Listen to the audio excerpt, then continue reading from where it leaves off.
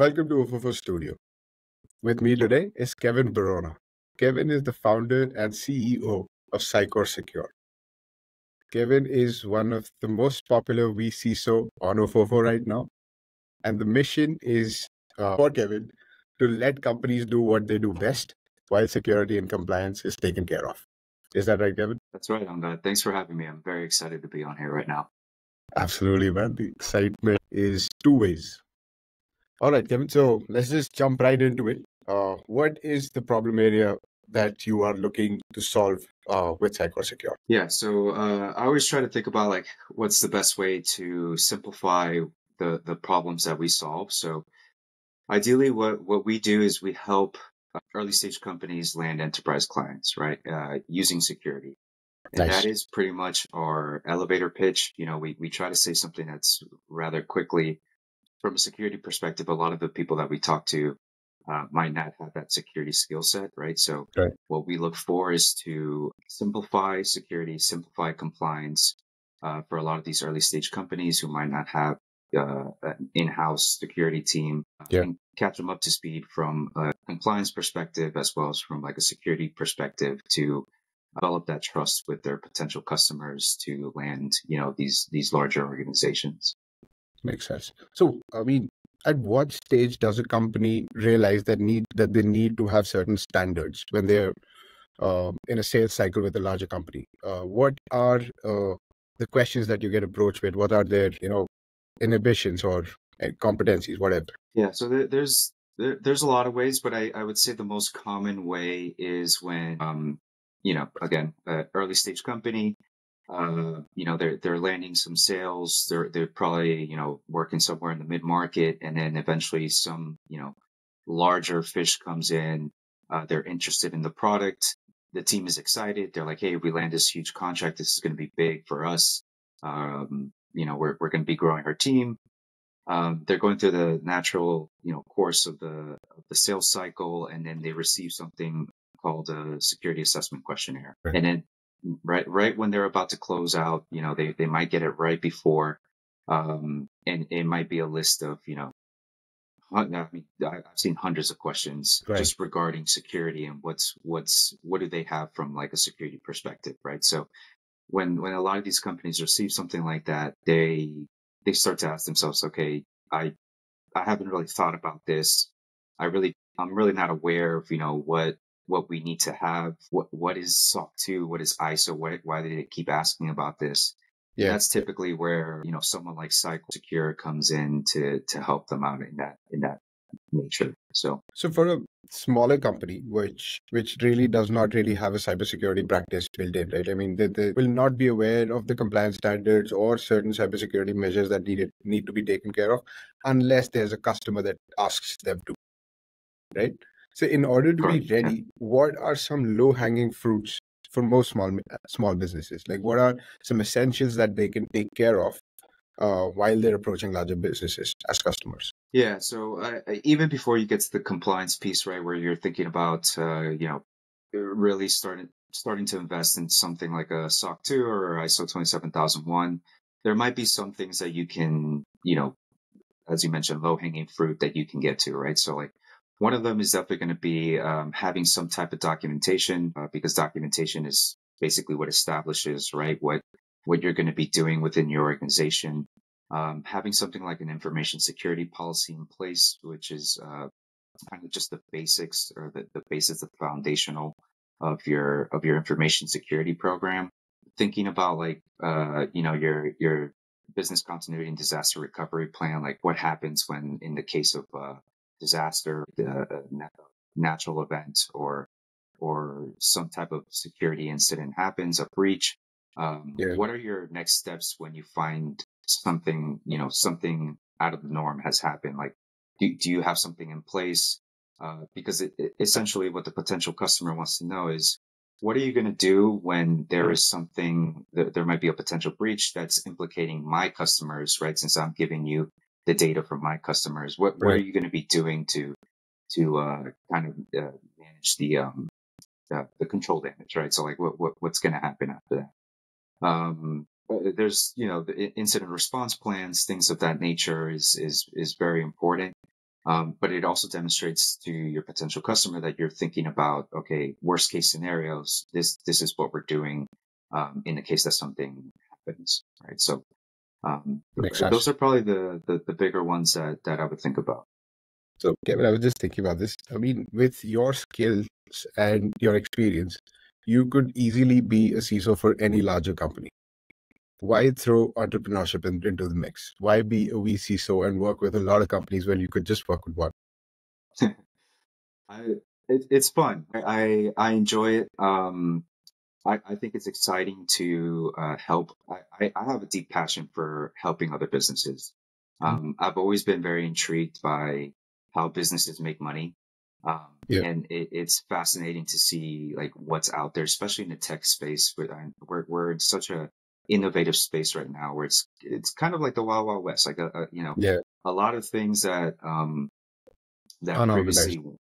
Yes, a Sorry, lot of the sorry. things that yeah, a lot of the things that were previously not digitized, right? They're getting moved into the digital space.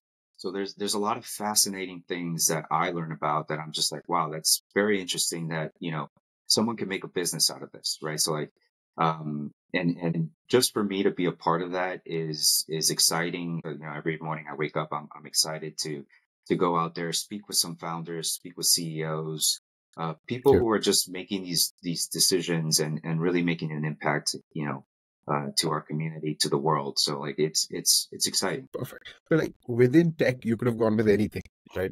Within tech, why go with cybersecurity and compliance? Yeah. So I would say it was more of like a trial and error kind of piece. So I mean, I've always been in the security space. I've been I was consultant for over 10 years in the big four space.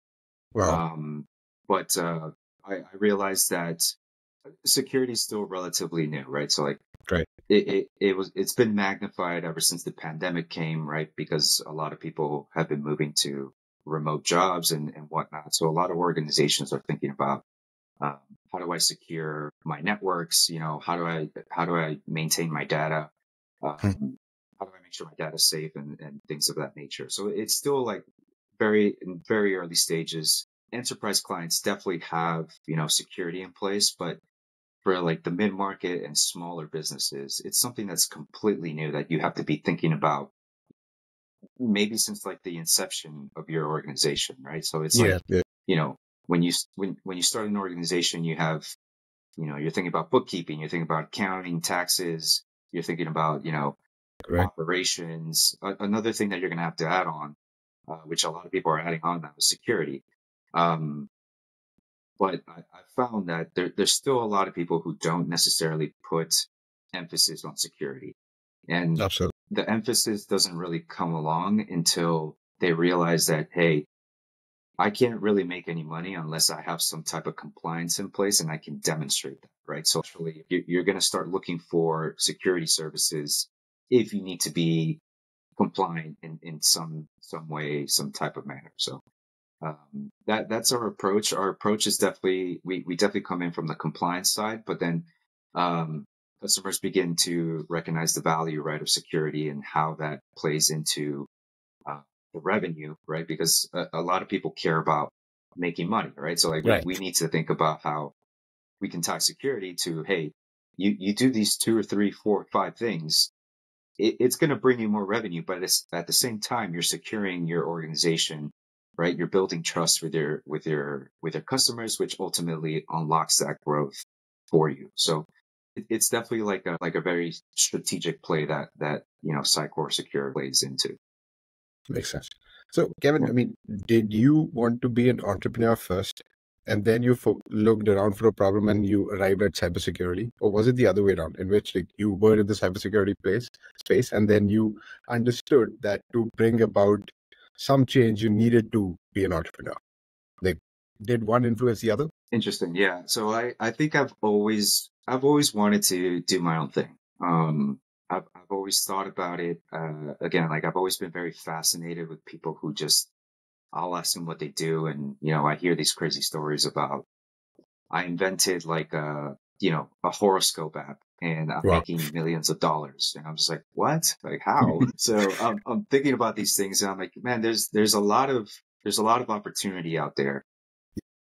There's a lot of opportunity out there. I didn't know at the time like exactly what I wanted to do, and obviously I've been in the security space for so long that I was thinking about this. I'm like, okay, but there's so many cybersecurity companies out there.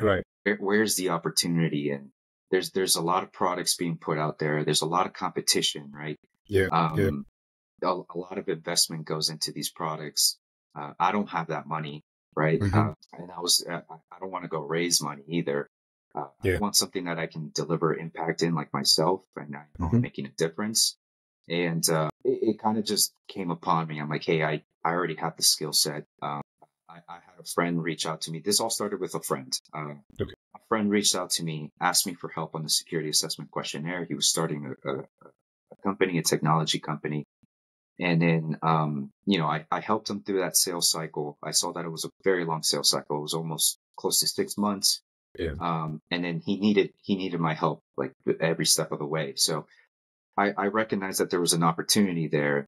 And, that's when I realized, hey, like there's something here. Like I can do this. I don't see that there's, much organizations that tailor, toward the mid-market, Right. smaller businesses, as well as like the early stage companies that need this type of help, right? Like Right. you have your big four, you have your PwCs, Deloitte's who do this, but they're tailored more to the enterprise clients, and they also charge, that Heavily. Yeah. much. We're definitely in a space that's very new, especially since a lot of companies are becoming every new company now that's created is tech forward, tech driven. It's cloud Right. native, right? So like they need these these compliance pieces put in, and that's exactly where we're helping.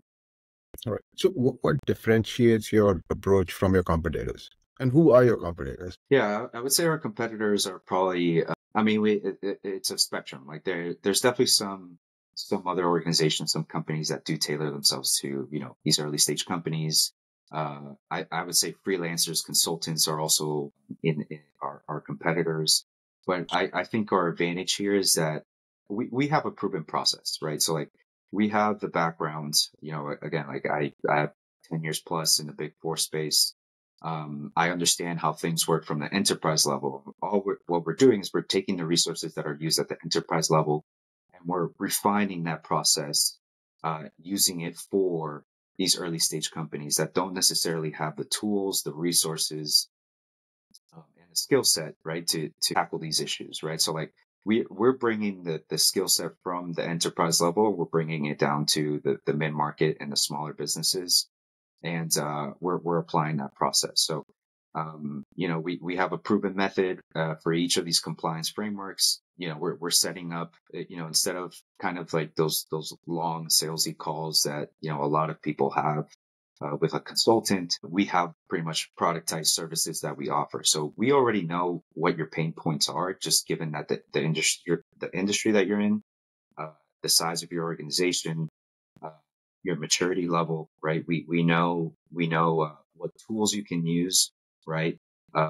We understand like the regulations in your space, as well as we know we have to be budget conscious, right? So like we're Right. we're we're Right. applying, we're keeping that into the process. We're throwing that into the process, and also just being highly efficient. We set up, Slack channels. We try to avoid meetings, Mhm. like, these workshop calls that we might be sitting on. Not saying that we don't have any of these at all. We definitely do, but we make sure that we're highly efficient in those calls, right? We'll set up an hour call. We have the agenda out. We're letting people know way in advance what they have to bring, to the call, all the information that's needed. And, we also, we're very prideful in like the communication that we provide, right? So like it's not just Important. Yeah. communication, but it's also building that relationship with with our with our partners. That's who they are. They're partners to That's us, right. because this is the start of something. It's an inception of something. That they're in very early stages. It's an exciting moment for them, and then they're also scaling their organization. So we're scaling with them as they're growing their organizations. Makes sense. How big is your Yeah. team, Kevin? Yeah, now we're a team of eight. We're a team of eight. We're spread out across the globe. We're virtual. Everyone has some sort of Big Four experience, and we have Nice. a wide variety of skill sets Nice. for for our And how, services. how are the responsibilities divided among members of the team? Yeah, so we have one service delivery lead who kind of just oversees all the projects, and then we have multiple security advisors, and then under the security advisors we have some security analysts. So the security advisors are essentially the project leads, who are basically in charge of running the engagement as well as the budget, right? So like they're we're in the spirit of being entrepreneurial. We give them a budget. We're telling them how much how much we can spend, what our margins need to look like, and based off of that, they pretty much let me know what type of support they need, right? So like from an analyst perspective, whether they need to bring an analyst to help on the back end stuff, things of that nature. So like we're trying to also run the organization as if it's more of a, this is not your typical 9 to 5, right? Like you have some say in what you're doing, which is I think the greatest part about being here at Nice. Cycore. That's very liberating. Sounds very good. I would like to be a part of your team, man. Yeah, come on in, man. All Don't tell right. Mo So, though. yeah. So, Kevin, I mean, you've been in this space for a while now. Like it must be what, 10 or more years. I mean, you must Yeah, have seen some crazy evolution now. Like from uh, monolithic and classical ways of getting things done to now it's like complete disruption, and with AI in the mix, it's like it's more unorganized and less understood than ever. Are there some parallels or some changes that you can just point out based of your experiences? based off changes, like what Mm-hmm. I've seen. Yeah. Yeah. I just remember maybe like one of the first projects I ever had was it's an interesting one. I was in we were basically building an asset inventory for nuclear power plants, which they had a lot of outdated devices, just a lot of things out there in the wild, and we would physically have to go and visually go look for them, Wow. just because there was nothing there's no product out there that can identify this, right? So like there was a lot of spreadsheets, definitely, even though I will say spreadsheets are still very, very valuable to us. I think a lot of things are moving now toward, you know, using some type of product, right? So like, I'm sure you've heard of like the Vantas, the Thorough Of course. Passes, Yeah. Yeah. the Dradas and that nature. Right. Right. We definitely still heavily rely on spreadsheets, and that's more for like a control perspective, but like you know doing asset inventory, like a lot of asset inventory, especially for like smaller organizations, is being spreadsheets were used. Now there's some tools that are economically favorable for smaller organizations. They're tailored toward them, as well as maybe performing vulnerability scans, things of that nature, pen Yeah. tests of that nature. Yeah. It's definitely There's definitely a need for it in the lower markets, and there's a lot of products that are coming on board, right? That tailors to these organizations. There's definitely a ton of stuff out there. Every day I hear something new. Every day I find myself like Googling, like, no, I've never heard of that. Let me look it up. And I read about it. I'm like, oh my God, I wish we would have had this, 5 years ago, 6 years ago. It would have made my life so much easier. But yeah, there's definitely a lot of innovation in the space, and I love it.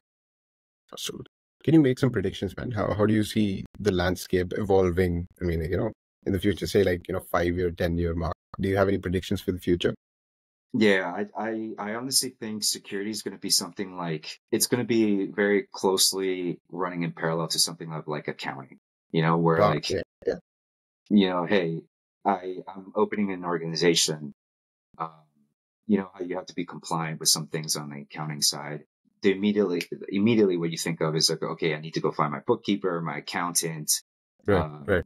things of that nature. Security is heading to that space. And I say that because there's a lot of regulation being put in place, right? There's from a privacy perspective as well. Like there's, every day I hear something new coming on.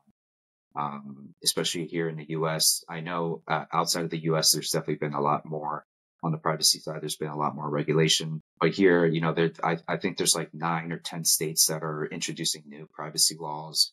There's also, if you want to do business with the government, with the state, you also have to be compliant, with certain regulations Right. and things of that nature. So like it's definitely going to be something that's in the forefront of a lot of people. I'm going to match it equivalent to like what physical security is like, right? So like, you're when you're crossing the street, you look both ways, Right. right? Right. Like it's going to be like that. Like it's probably going to become something that's, secondhand nature to a lot of people, Right. but we're still very, very, very early in this journey, I would say. But it's made up a lot of advances. I see it with our customers, but it's something that's just becoming more and more relevant to us. Nice. So, what's on the future roadmap for Cycore Secure? Are there anything that we should be excited about? Yeah, there's a ton of things. I have a vision. I have a great vision for Cycore. Hmm. We definitely just want to become very, very, very well known in the small market and mid market space. So I think Nice. naturally a lot of organizations, especially the ones that are very, very, they run very well. They offer their services to the T. You see that they naturally eventually start dealing with bigger and bigger clients, right? Correct. We purposely want to stay within the SMB space, the early stage companies, just because there is a need for these companies. There's a demand for security in this space. Right.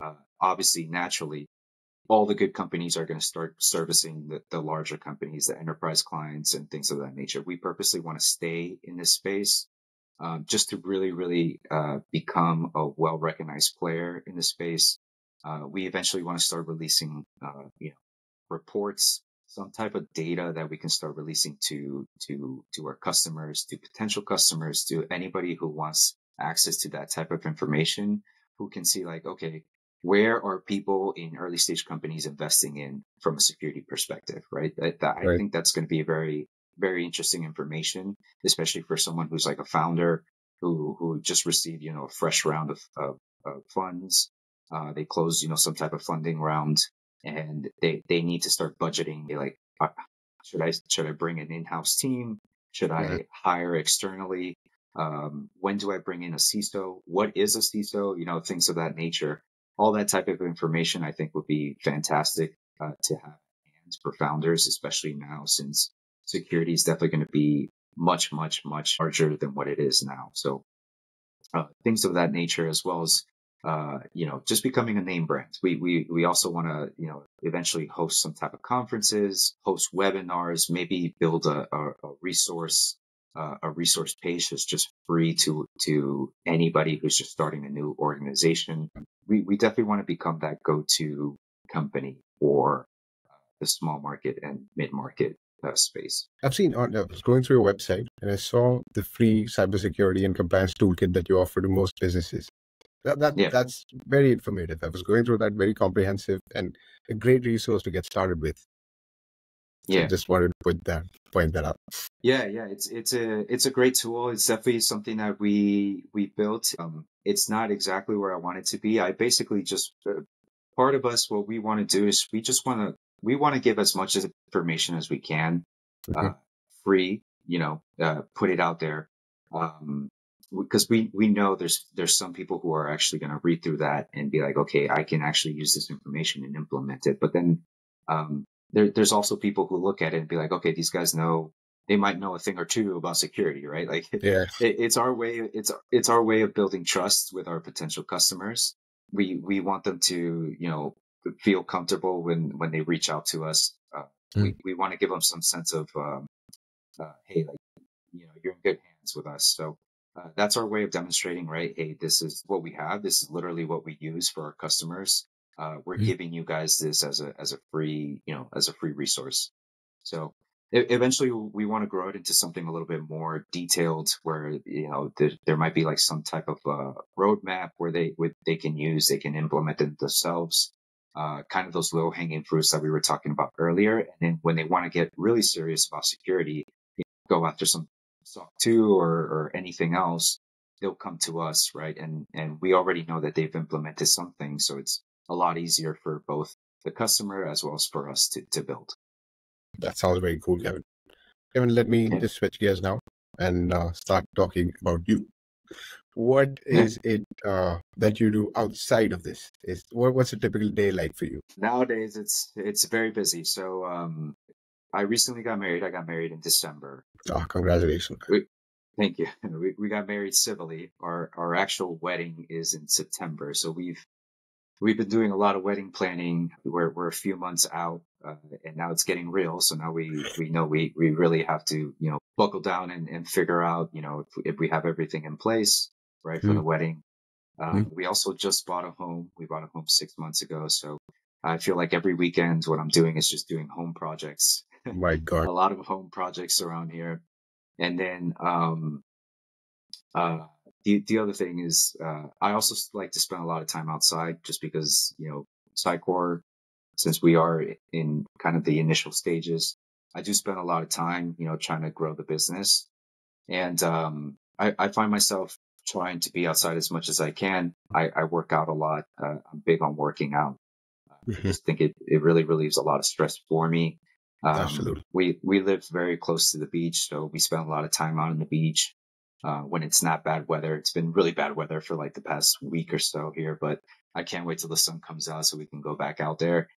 And I actually like to cycle a lot. I haven't been able to do it that much, but I spend a lot of time cycling as well, as in road cycling.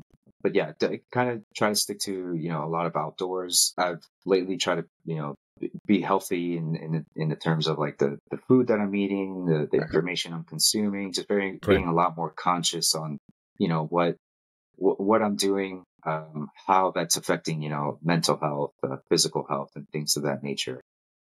Just because, being an entrepreneur is can be taxing at times, right? So like you got to find some outlets, and that's definitely something that's helped me a lot. That makes a lot of sense. Yeah. Yeah. Yep. You brought up a very important point over there, which is curating the information that goes in, right? Being very conscious about what is it that you're reading about, what is it, what are the channels that you're using to get your research. So is there a methodology to it? How do you go about conducting your research or learning about new things? Yeah, that's very interesting. I feel like it's been a long process for at least for me. There's certain people. I'm pretty active on Twitter. I used to be active on writing on Twitter, but it's very hard to just consistently start writing on Twitter. Absolutely, yeah. But yeah, but there's definitely a lot of I would say information I come across on Twitter that might interest me. I'll read something at first and then try to go and validate it, right? If it's actual information that makes sense, if it doesn't make any sense, maybe I'll run it through like a team member of mine who might be specialized in that space, things of that nature, to just really figure out, okay, like does this make sense or not? Because one thing about like me and like who I am as a person is I really try to validate things even before I speak.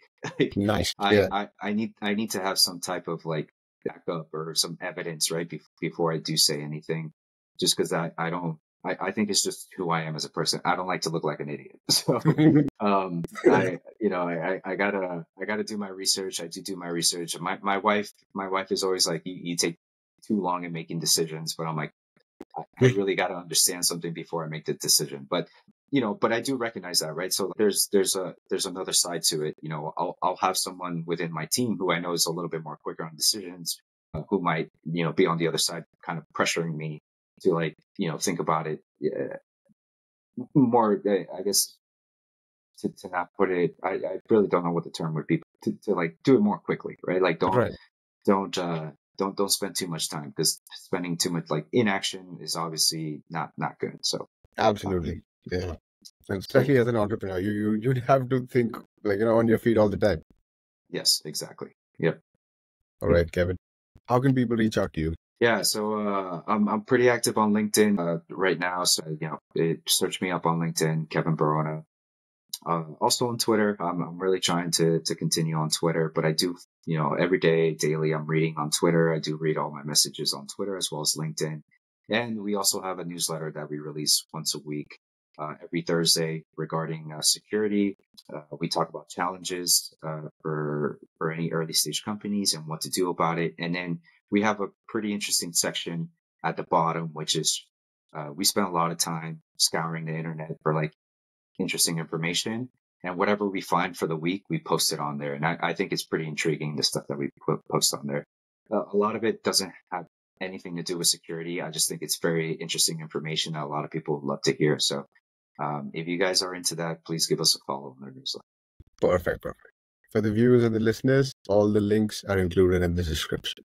Kevin, I think on this note, I'd like to wrap it up, unless there is something that Awesome. you want to point out. No, I just want to say thank you. Thank you for having me on the show. It's been an absolute pleasure. Um, and I love what the Ofofo team is doing. I think you guys have great potential, and I see it's just very exciting to see you guys grow. So I love that you guys had me on, and it was a pleasure. Thank you. Thanks, Kevin. You just made my day. Thanks, Angad. All right, Kevin. Till the next episode. Bye-bye. Have a good one.